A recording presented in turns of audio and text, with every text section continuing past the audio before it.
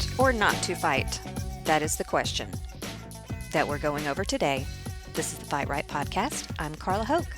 I said in our last episode that it would not be a month. I promised I would not wait a month before doing another podcast, and I did not wait another month. I kept my promise.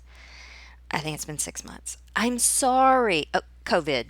Y'all, the world be crazy. Okay, and some things had to fall by the wayside in my life, and unfortunately this podcast was one, but you know what? I am back in the saddle. And today I am going to go over a question that was posed to me on the Writer's Digest blog.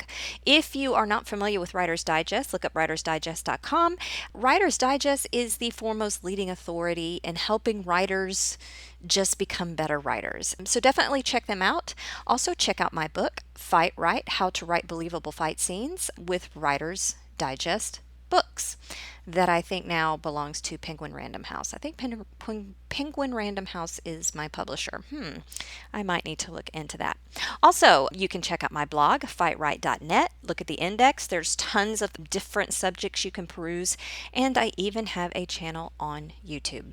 Okay, on my last post to the Writer's Digest blog, a writer asked, "My work in progress is a crime fiction told from the perspective of the criminals. I'm having a hard time figuring out when a scene should come to violence. How do I know when my characters would fight and when they wouldn't?" That's a great question. And you know what? No one has ever asked me this. So, challenge accepted. Let's jump right in. Okay, first, in deciding whether or not a scene should have violence, we have to consider the temperament of the characters. Okay, if these criminals are volatile, if they're impulsive, if they're arrogant, if they have an antisocial personality disorder, if they're under the influence of alcohol or drugs, it is quite reasonable that they are more likely to become violent and to inflict harm. Even innocuous encounters with people like this can go badly. When they are in a manic state, when they mean to do harm, they are basically hammers just looking for a nail. So, first of all, you got to look at your characters and see what their temperament is. Second, you really have to take a good hard look at the why behind the action. There is nothing that has a greater impact on a fight, both on and off the page, in the real world as well, than why it's happening. I actually teach a course with Writer's Digest University. Give it a look. It's 3 things you should consider before writing your fight scene. It is a pre-recorded course, so you can watch it at your leisure. There's no coursework. I do have assignments that go with it, but it's just to enhance the actual class. It's nothing you have to turn in. I'm not going to grade you, but I will send you a sticker, a smiley face sticker, if you'd like. Okay, I cover 4 ways that the why impacts the fight, and the first of those relates directly to this question, and that is the why determines what is at stake. And what is at stake can change everything. It can change the person. When you change the why changes you. I promise. What your criminals have to gain or lose will determine whether or not they inflict harm. And I am a believer that anybody, okay, I shouldn't say anybody, almost anybody can resort to violence with the correct stakes. I'm saying stakes. I'm not talking about characters who are prone to violence for reasons that I mentioned earlier, and I'm not talking about people that are prone to violence. I mean regular folks who have turned to crime or violence. And yes, regular folks turn to crime and violence. Why? Exactly. There's a why. There's a reason. And that reason has to be enough to make the person forsake what they know to be lawful and believe to be moral. What your character stands to lose has to be important enough that they are willing to harm another to keep it.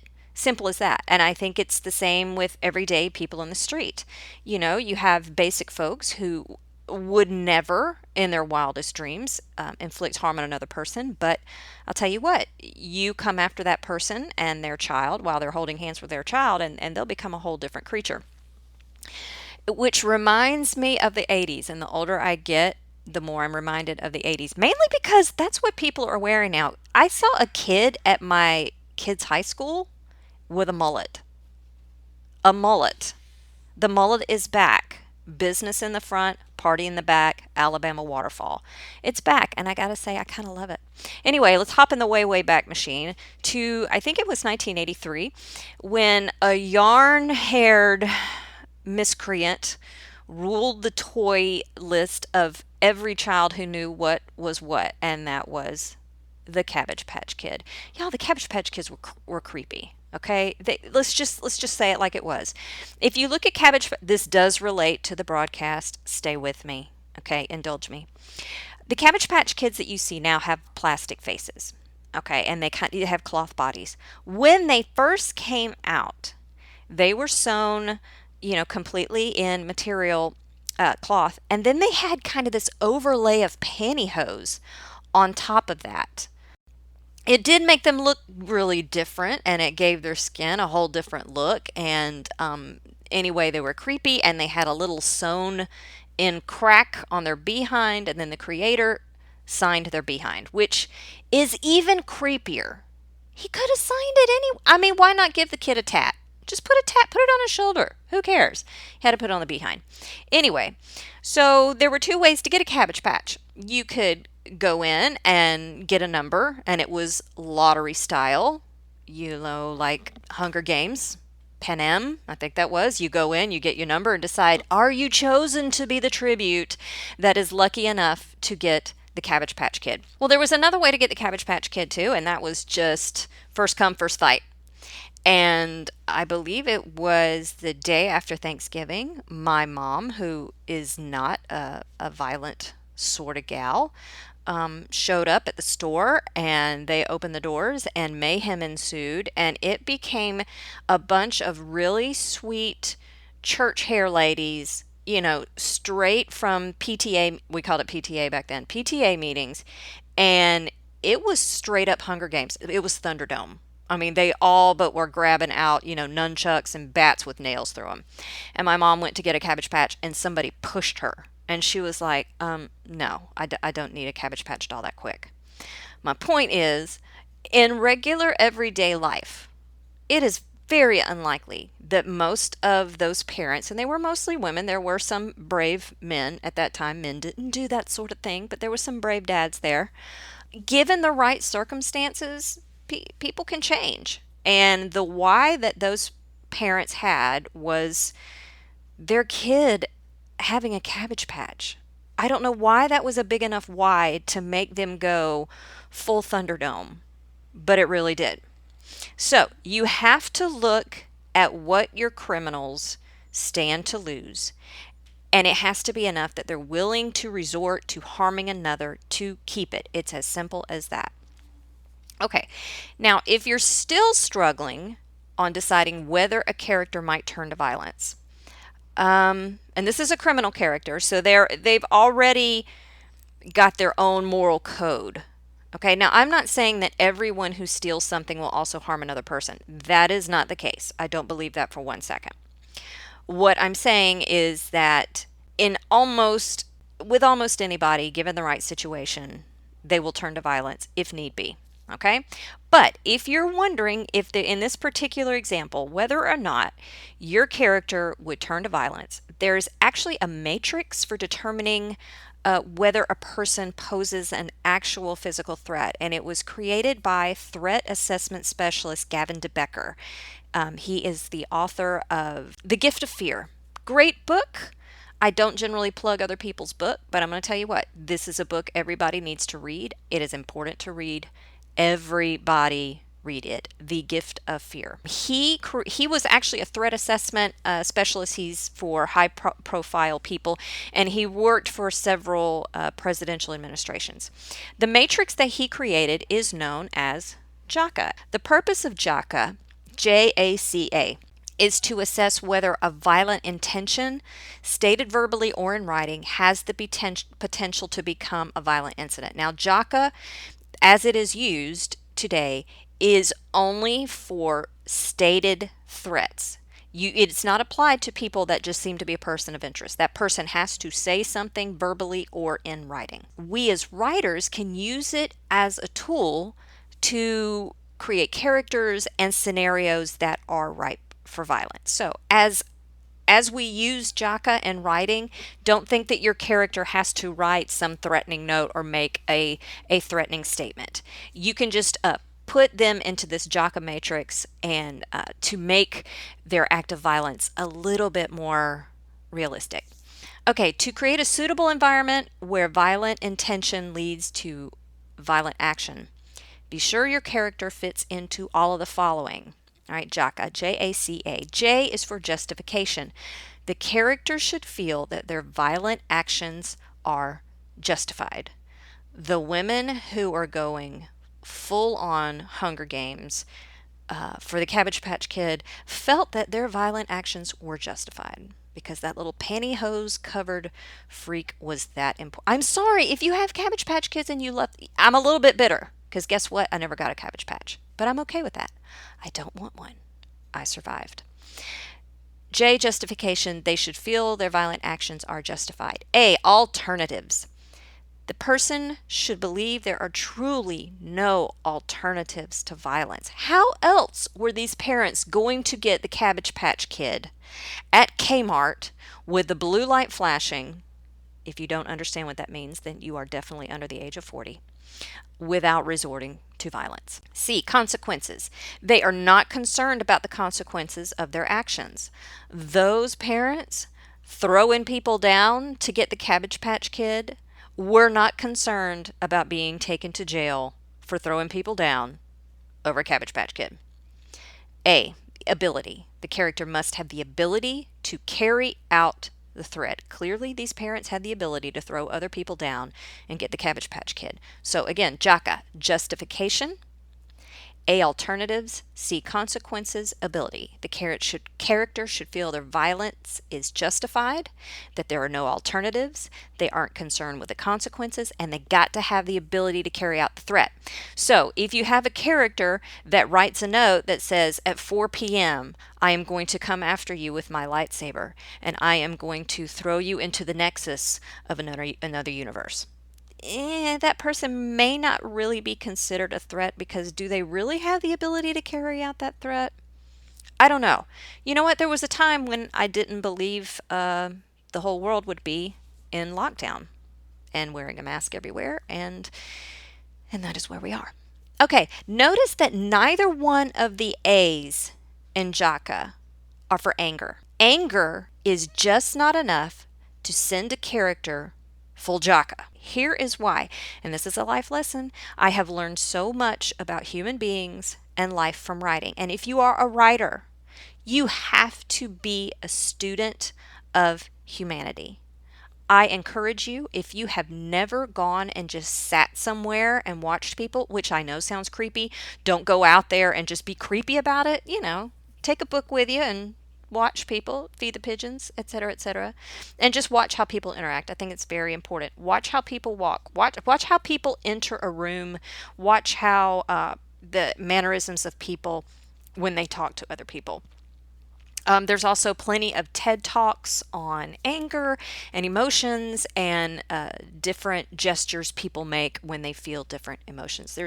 We got the internet. There's a ton of resources out there for you. Anyway, anger is just not enough. And that is because anger is a secondary emotion.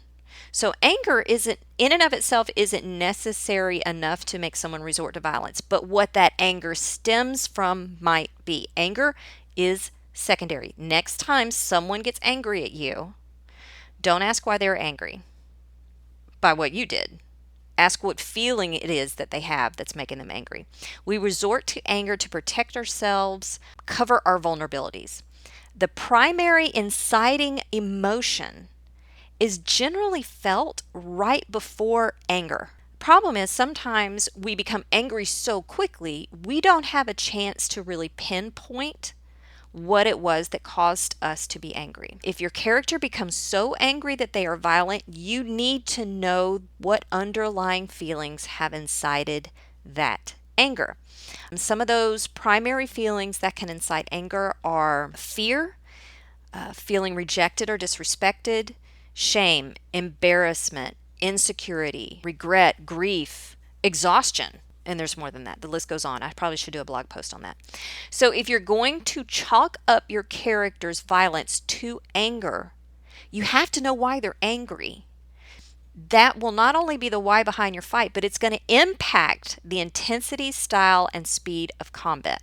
Somebody who gets angry because they're embarrassed is likely going to be different than if they are disrespected, or if they feel shame or grief or exhaustion. It's going to be different.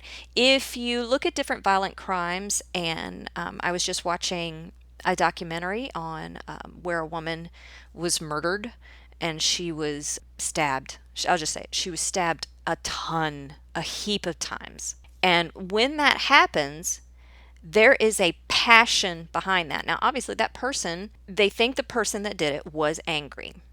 Okay, but there was a passion behind that anger. They need to look at what caused that anger, because that type of murder doesn't generally come from exhaustion. It comes from something much deeper. So, if you say that your character became, enraged and then they killed somebody, you as a writer need to know what enraged them, because whatever the primary emotion was might not really connect to that particular crime. If you have a crime that is absolutely heinous, then that person didn't become enraged just because they were tired. If they are enraged because they're tired, I'm not sure if they would commit that heinous of a crime. Okay, so first, you need to know about the temperament of your characters. Second, you need to know the why behind their action. You can fit the character into Jaka just to make sure the entire scenario makes sense. There is one more thing you really need to consider before your character lashes out. Where there is violence, there is evidence. Just that's the way it is. Okay, even if someone is killed with a high-powered rifle from well over a mile away, there's evidence, because that bullet, if they do find the bullet, if they find the bullet, it is going to have markings peculiar to the rifle. It is called a rifle if you don't know this. Okay, you know the long barrel. Inside it, there's a swirl kind of pattern that goes all the way down. It causes the bullet to rotate, and so it comes out spinning, which gives it a truer trajectory. It gives a truer trajectory. Easy for you to say. Otherwise, the bullet would just kind of be thrown out. Now, every rifle leaves its own special little signature on a bullet. That is why in court they can say, hey, here's the bullet, and we know this was the gun because of the markings on the bullet, yada, yada, yada. But again, the bullet hole itself is evidence. So where there's violence, there is evidence. And this is especially true of hand-to-hand violence. If you write a scene where there is hand-to-hand violence, you really have to scrutinize the scene of that crime. Okay, you got to stand back. You got to look around at the exits and anything else your criminal may have touched leaving the scene. Okay, if this crime happens inside, they have to get out. How are they going to get out? Well, they're going to have to open the door. Okay, well, maybe the door's already opened. Okay, well, who opened it? Did they open it? If it is an automatic door, if they are in a place where there's an automatic door, that might, if it's a place that's willing to invest that much money in an automatic door, there might be a camera too. So just keep that in mind. So you got to look at everything they may have touched. You got to dust everything for fingerprints in your head. You got to get on your hands and knees. You got to scan the floor for hair, clothing fibers, tread marks from shoes. If your character stomps on another person, I know this is horrible, but this is what we write. The tread from their shoes, it can leave a mark. All right, so bear that in mind. You got to check under the fingernails of the victim. You got to note the bruising. DNA. DNA is a real thing, people. So, and you can leave it everywhere. Be sure that any blood at the scene is, only that of the victim and not the assailant that you write. On that note, I have interviewed a crime scene cleaner that's on this podcast. I have 2 episodes with him. He noted that the circle of blood that we see on a floor generally pales in comparison to the pool of blood underneath the floor. He has said that he has pulled up carpets and, the blood on top was, a circle, I don't know, 8 inches across. And they pull up the carpet and there is, a circle 2 feet across underneath. That pool of blood can actually flow underneath the carpet, underneath the wood floor to other rooms. I believe he mentioned that it actually, some body fluid had flowed to another apartment. Pause for dry heave. And it can remain undetected from the original site of the crime. If some of that blood is that of your criminal and they have priors, if they have prior convictions, they might as well leave a business card at the scene of the crime. Be aware that a little blood goes a long way. If you have my book, and I highly suggest you get it, I know I'm partial. I'll admit it, I'm prejudiced toward my book, but it's got some really good info. And one of the tidbits of information I have is when you're trying to imagine how much blood would be on the floor, okay, a little bit of fluid goes a very long way. My son, when he was a baby, he, after he would eat, God bless him, he would burp and he would vomit. And I'm like, he's vomiting out all the milk. And the doctor said, well, what do you mean? How big? A circle. If you could make a circle. And I kind of made a circle. He's like, that's only about a tablespoon. I'm like, no, it's not a tablespoon. It really is. Get a tablespoon, fill it with a liquid that, you can see. If you can just see the water on the counter, that's fine. But, fill it with milk or something that has some color to it. And then put it on the counter and watch how much it spreads out. It looks like a lot. It looks like even more when you drop it into water. Get a little bit of food coloring or something and drop it into a bowl of water and it will spread out and look like far more than you think. A circle of blood that's about the size of your fist. Okay, now granted, it's going to depend on the size of your fist, but let's just say an average man's fist is only about a tablespoon and a half in volume. So a little bit of blood goes a long way. I asked the crime scene guy, what are some misconceptions that people have about crime scenes? And he said, well, one of them is there's way more blood than, people think there's way more blood than there is.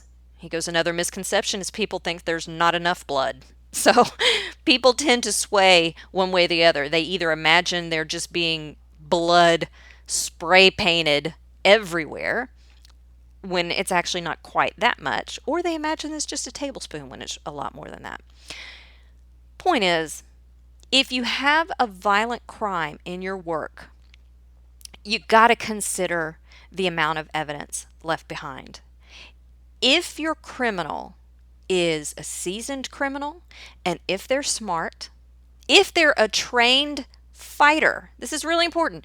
If your criminal has fight training, they are going to avoid physical confrontation at all costs for a couple reasons. One, evidence. Evidence is a real thing. So they're going to avoid physical contact just for the sake of evidence. And I don't mean just they don't want to be seen. They don't want to be caught on camera. They don't want to leave their DNA behind. Another reason they are not going to want to get in physical confrontation if they are trained is because they're aware of the damage that can be done to their own body. If your character does end up in a fight, and this is something the movies do, any type of fight between trained fighters becomes a very, very fancy show. And that's not how it is in real life. Now, I understand why the movies do that. You're there to be entertained, okay? We want to see John Wick and Cassius judo throw, beautiful seonagi judo throw, down cement steps, roll all the way down, go to the bottom, and then continue fight. We want to see that. In real life, is that how it would happen? Yes, between John Wick and Cassius, it would. Okay, I choose to believe that. But in real life, trained fighters aren't going to hang around that long because of the amount of evidence they leave behind. And also because the longer you're in the fight, the more at risk you are to being hurt yourself. So if your criminals are smart, they're going to avoid human contact as much as possible. If the crime is against someone they know and there's personal issues there, that's a whole other thing. But let's say that your criminals do not know the people they're coming in contact with. Let's say that they're robbing a house and the people come home. They're going to try to get out of there without harming the homeowner. I promise you. I promise you they're going to try to get out without harming the homeowner, and they're only going to harm the homeowner if that's what it has to come to. Let's say the homeowner attacks them, or if for some reason they're shocked and caught off guard and they accidentally lash out at the homeowner because they were frightened. But if they're seasoned criminals, that may not be an issue. Okay, let's sum all this up. Here's the least you need to know. Your character will resort to violence if they have a pre-existing violent tendency, or they're under the influence of alcohol or drugs, and if they have the right why. That why will be linked to what is at stake. If you want to create a realistic violent mindset for your criminal, fit them into that JACA matrix. Justification, alternatives, consequences, ability. Okay? Put them in that JACA matrix and make sure it makes sense. Lastly, bear in mind that when you write violence, you are also writing evidence by default. So you really do need to know what violence does to a human body. Again, I know I've plugged my book so many times here. And you know what? I do it without shame. I have an entire chapter on different types of injuries. If your criminal character punches another person, you need to know what that punch is going to do to a body. Okay? You need to know how that body's going to fall. Where a body lies and how it is lying on the floor is evidence because it shows in what way they were struck down. I think that almost every person, given the correct why, can become violent. In The Art of War, written by Sun Tzu, it is not the most interesting read. I'll tell you that. It's not like something you want to pick for book club. But it is a worthy read, especially for writers, because it teaches you a lot about human nature. And one of the things that Sun Tzu writes is, to a surrounded enemy, leave a way of escape, which seems crazy. If you have taken all the trouble to gather your troops and you have made a brilliant strategy and you are able to completely enclose your combatants, why wouldn't you? Well, because a combatant with no escape is a far more formidable opponent. Think about it. Think about how animals act when they're sitting on the rug versus when they're in a kennel. You put them in a kennel, you put them in a cage, they have no escape, they can become very different. And the same is true of people.